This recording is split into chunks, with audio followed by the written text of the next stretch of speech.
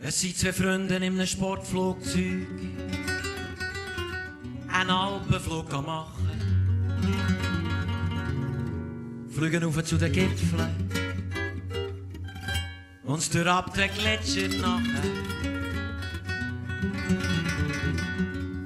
Hinten sitzt der Passagier, der steuert, der sitzt vor. Und es rattert und brummt um sie herum den Motor.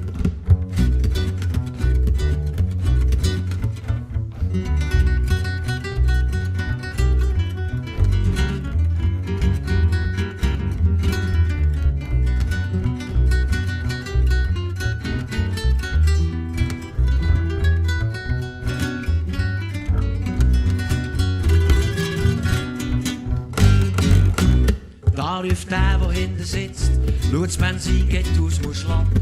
Wie, was sagst du, ruft der Pilot? Los, ich hab dich nicht verstanden. Wie, was hast du gesagt, ruft der hinten? Warum landest du nicht sofort? Red doch Leute, ruft der vorne, bei dem Krach höre ich kein Wort.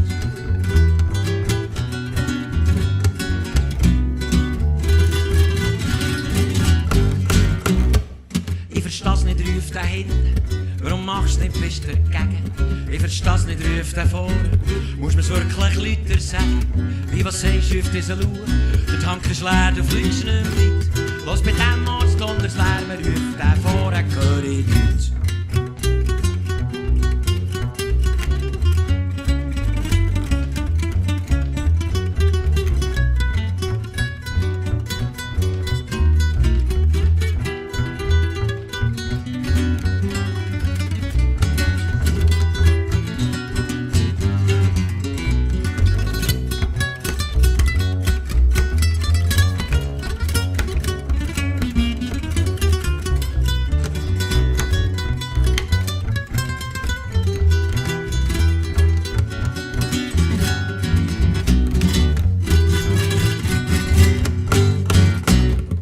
Aber los doch, ruft der hinten, Gottfried Stutz, wir haben nicht wenn. Du nicht aufgeregt, ruft der vorne, red doch Leute, Gott vertell. Was auf diesen, wenn wir jetzt nicht landen, gehen wir ins Tal. Ich höre gäng noch nichts, ruft einer, los begreift doch das einmal.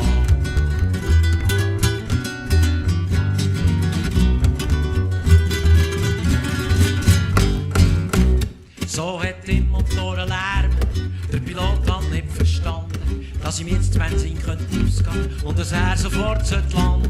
Auf das Mal wird's plötzlich still, nämlich weil das Benzin ausgeht. Und jetzt, wo man es hat verstanden, haben sie beide nichts mehr gesagt.